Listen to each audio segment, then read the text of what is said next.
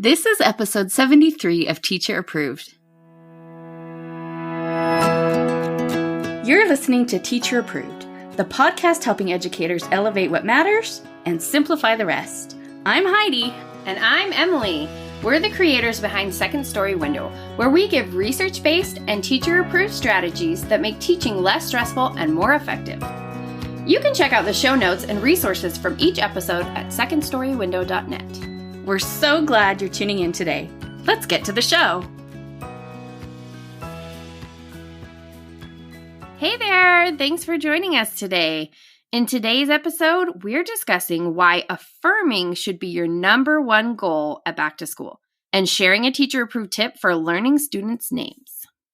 We start our episodes with a morning message just like we used to do at morning meeting in our classrooms. This week's morning message is, what is a misconception about teaching that you had before becoming a teacher?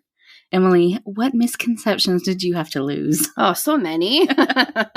Well, I definitely thought that there would be so much time for all the fun ideas that you see out there for your classroom. You know, the school day seemed so long to me that surely you'd have tons of time for all that fun stuff.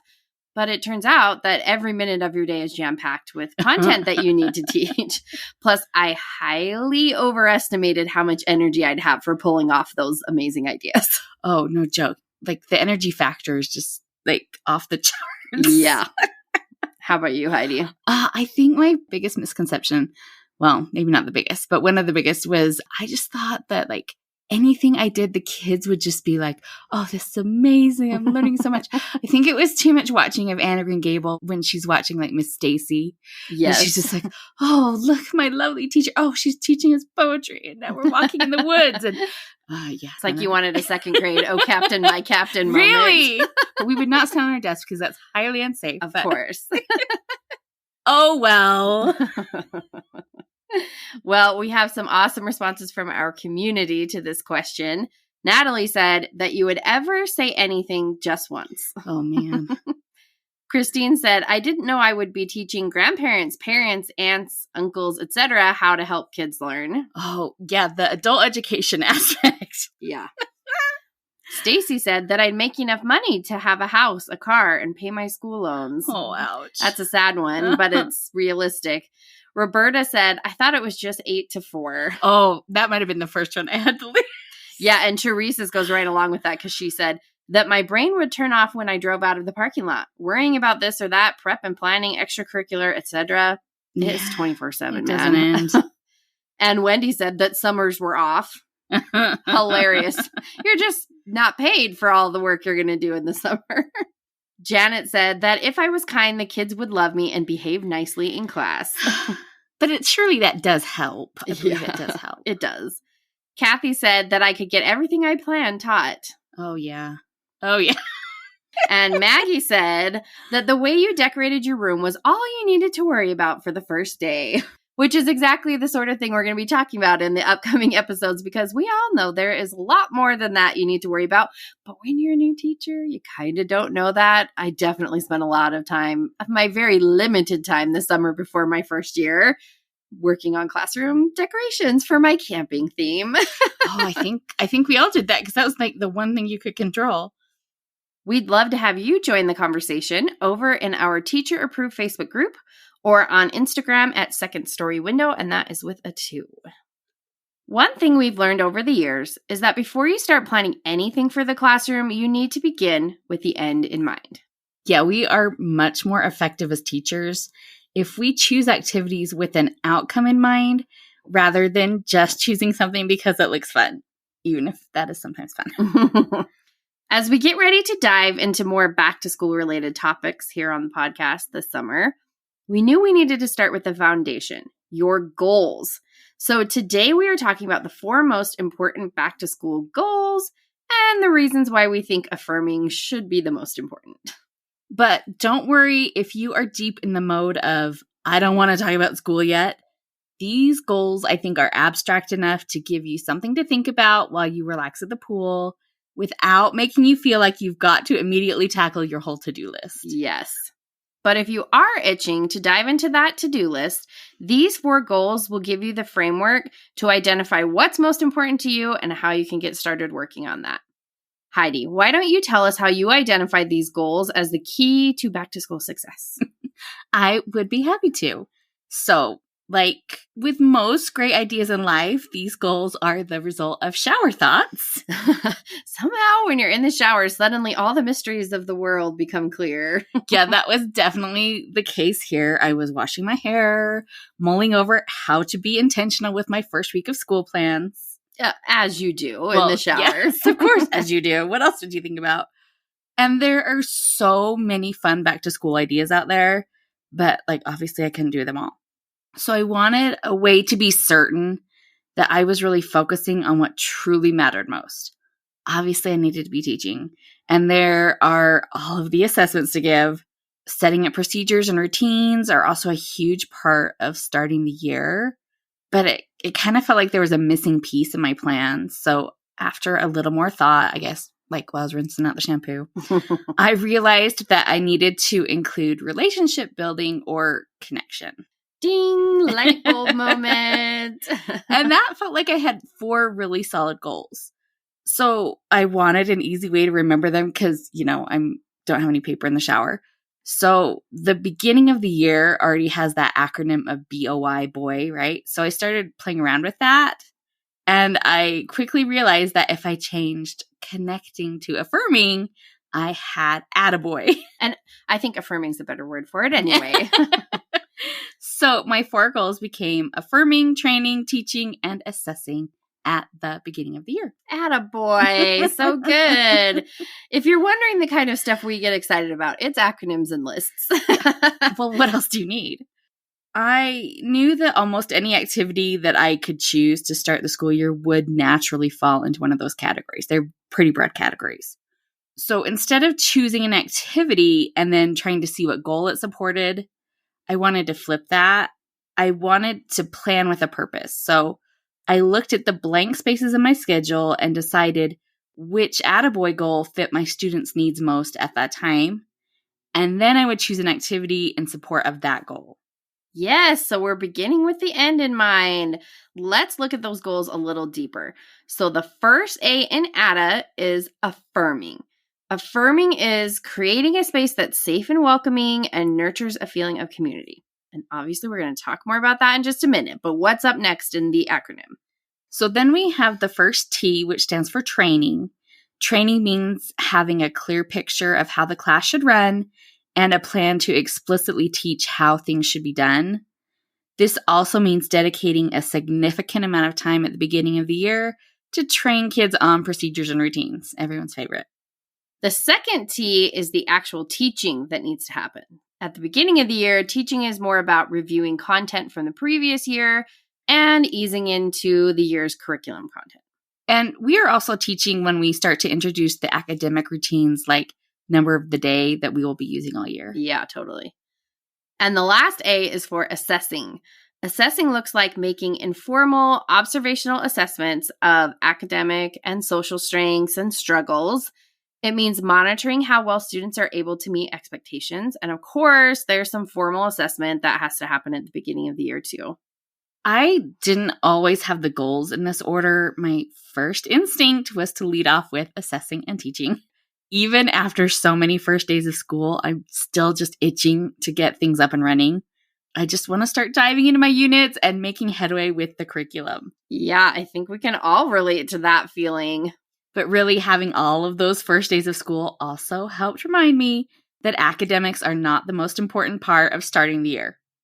As vital as training, teaching, and assessing are, they will not be as effective as they could be if I neglect the relationship building that comes with affirming.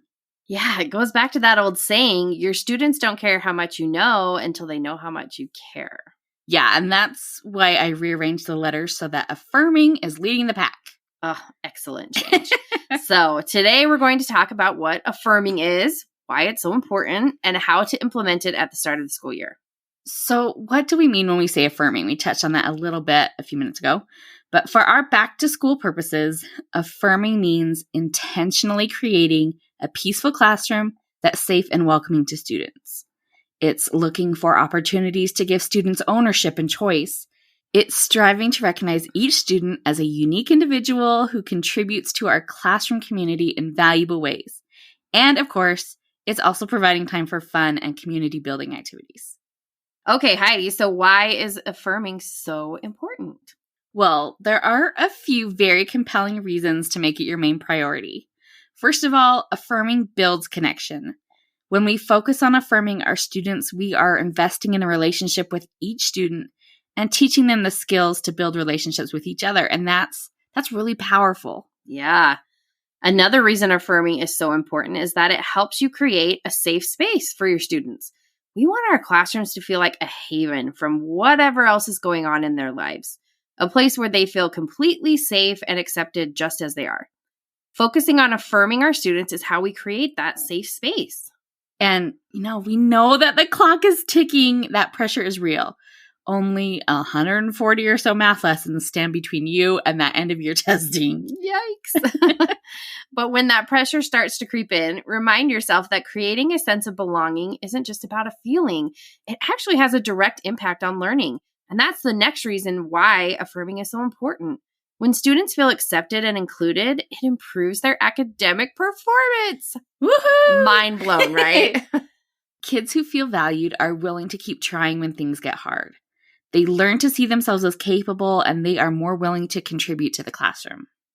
And there's yet another reason why we think you should focus on affirming at the beginning of the year, and that is increased engagement. When students feel like they're valued members of the class, they're more willing to participate and put an effort in their work, which leads to greater achievement and understanding. And students who feel included in an affirming classroom community are more likely to behave positively. They're more willing to follow the rules, and they understand how to work through problems. Yeah, and our favorite tool for managing behavior problems is to prevent the problems from occurring in the first place. And taking time to build connections is the foundation to that success. Yeah, students who are engaged are way less likely to be creating classroom management problems. Overall, creating an affirming classroom promotes academic growth, emotional well-being, and social development. And it makes teaching easier and more enjoyable by increasing student engagement and minimizing potential behavior problems. Hey there, teacher friend. Do you have a question or concern that could use a teacher-proof solution? We'd love to help you out by answering your question here on the podcast. You can submit your questions to hello@secondstorywindow.net and put podcast question in your subject line. We can't wait to hear what's on your mind. So have we convinced you yet? Affirming is definitely the most important goal for back to school. So how do we make it happen? It might surprise you to learn that affirming is actually one of the few things you can do for your students before they even arrive at school. That is so crazy, but you're totally right. If you have enough time between getting your class list and the first day of school, you really can start the affirming with some kind of home contact before school starts. I actually taught with a coworker who made home visits to each of her students before school started. It was epic, but I was not that dedicated. Well, also we're introverts, so that sounds really hard. Oh my gosh. But I mailed a letter to each student, and it was a printed letter. It wasn't even handwritten. But for a kid to get a letter in the mail, even if it's a form letter, is still exciting. Yeah, a couple of my kids have had letters come from their teachers during the summer, and one even had a teacher that came to our house actually before school started. And that really did impress me and made my child so excited to start school. And with technology, there's so much you can do now. You could do a welcome to our class Zoom call or upload a video tour of the new classroom to a private YouTube account. My kids' teachers have done that one too. We'd get to watch a video of their teacher and get a peek at what's waiting for them when they arrive. It's a great way to help calm any new school year anxiety. And it's especially exciting for kids if they see their names somewhere in the room already. Yeah, names are so important. I don't think we can underestimate that. I think for simplicity's sake, a lot of teachers use student numbers to label things, and that's fine. But each student's name should be visible somewhere in the room, even if that's just on the door.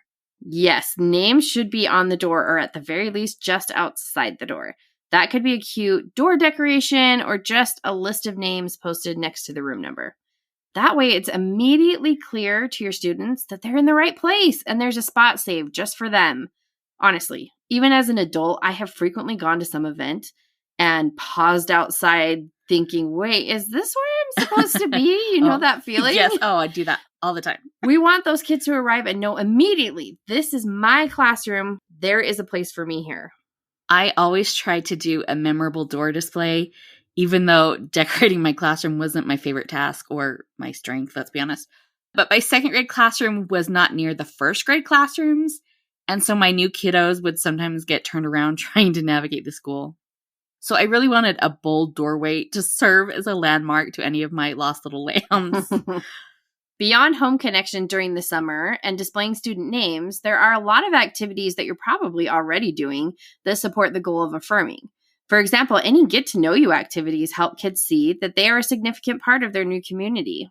And when you give kids a tour of the classroom or of the school, you're showing kids that they belong here. Assigning class jobs, creating a class cheer, making an effort to learn kids' names, all communicates that we are in this together and it wouldn't be the same without you. Yes, and we want them all to have the sense of how important they are to our community. We also want to help kids develop relationships with each other. So providing partner and small group activities at the start of the year helps them start to get to know each other. It also gives you the chance to set clear expectations about cooperating and listening from the get-go. It's always nice to have the chance to teach kids how to effectively work together with something low stakes before you want them working together on an academic activity. And we want that groundwork laid from the start that says, in this classroom, we work together and treat each other with respect. So Emily, what else can we do to focus on affirming? We're not going to dive into it today, but morning meeting is one of our favorite tools for affirming students and building that classroom community. We've got some episodes about this that you can check out, and we'll link those in the show notes. And also, just don't forget that having fun together is also a great way to affirm students. And if your principal pushes back, point out that you've got science on your side. Social activities like talking and laughing trigger the release of oxytocin. Oxytocin is a hormone that helps us bond with others. Positive social bonds are what foster a sense of psychological safety. And it's when students feel psychologically safe that they are more likely to actively participate in discussions, ask questions, push through challenging assignments, and communicate properly. I hope these days most principals wouldn't even question time spent on this at the beginning of the year, but it's good to be prepared if you aren't so lucky in the admin department. That's rough. Another aspect of affirming is clearly setting expectations. And that might not be the most obvious choice, but understanding what's expected of you is what allows you to feel safe in a new place. Sometimes I think teachers are reluctant to jump into discussing rules and procedures because they don't want to bring down the vibe, so to speak. But really, the opposite is true. Being upfront with our expectations actually makes kids feel safer. They don't have to worry that they're making a mistake. I've actually become really passionate about this, that this is actually one of the nicest things you can do for your students is to make it clear upfront. Because much like I've had that experience of feeling unsure if I was in the right place, I also know what it feels like to feel uneasy somewhere because I don't know what to expect.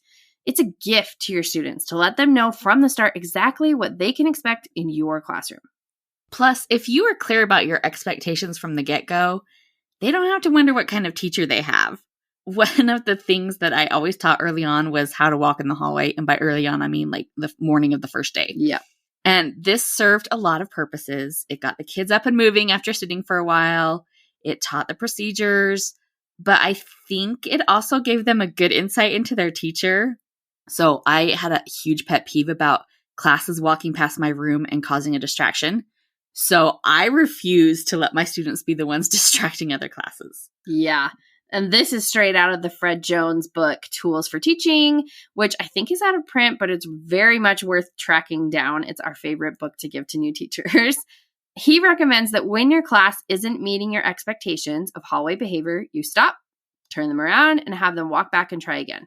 So that is just what I did. On the first day, I made sure my students got several experiences turning around and trying again. I did this partly because I wanted them to know that I was serious about holding them to a high standard, but I also wanted them to know that I was okay with mistakes. I wasn't mad. I wasn't flustered. I was just always completely calm.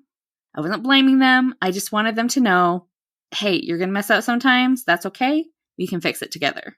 Showing your students what they can expect from your classroom and from you as a teacher really is a great way to affirm your students to make them feel more comfortable. So as you start planning your new school year, even if that's just like in the back of your brain at the pool, use the ATTA BOY framework to help you be intentional. Start by thinking about the outcome you want in that particular area, then consider what part of the ATTA BOY framework might best apply to the situation: affirming, training, teaching, and assessing. Then with one of those areas in mind, decide how best to specifically meet your goal. And don't underestimate the importance of affirming. Not only is it essential to creating a positive classroom climate, but it does make your other goals of training, teaching, and assessing more effective too. We'd love to hear your ideas for building an affirming classroom community. Come join the conversation in our teacher-approved Facebook group, or connect with us at Instagram at Second Story Window, and that's with the 2. Now let's talk about this week's teacher-approved tip. Each week we leave you with a small, actionable tip that you can apply in your classroom today. This week's teacher-approved tip is learn how to pronounce your students' names correctly. Heidi, tell us more about this. So names are just so important to who we are as people. They're one of the first possessions we have. They matter a lot. And I think it's pretty common that we have at least one new student on our class list who has a name that might be unfamiliar to us. And that is a call to make the effort to learn how to say that name correctly. So Jasmine Bradshaw at First Name Basis on Instagram shared 5 ways to sensitively learn to say a name that's unfamiliar to you. And I just thought that these tips were so good, I thought we should pass them along. So tip number 1 is to ask them to repeat it. You could say something like, I'm sorry, I didn't catch that. Could you repeat your name for me? Tip 2 is to ask for some guidance by saying something like, could you pronounce your name for me?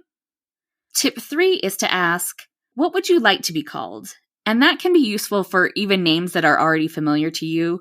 So you might have an Elizabeth on your class list and you don't know if she prefers Elizabeth. I taught an Elizabeth who was straight up an Elizabeth. Or maybe she likes to be Lizzie or Beth. Oh, I've got one in my neighborhood that's Elizabeth, but she goes by Libby. Oh, yeah. And I would not have guessed that. And that brings us to tip 4. Don't give someone a nickname they didn't ask for. Sometimes we might do that out of affection, like calling Nate the Great. Looking at you, Ted. Sometimes it's less affectionate, like, I can't pronounce Vincenzo, so I'm going to just call you Vince. Either way, the expectation is that they have to be okay with whatever you decide to call them, and that is just rude to place that burden on them. And tip 5 is to make sure they know that you are willing to make an effort. Sometimes a student might give you a nickname to call them, and if you think that they might be doing that because they don't want to cause a problem, they don't want to make a scene, it's okay to ask something like, are you sure? I'm happy to learn your name. I want to call you what you want to be called.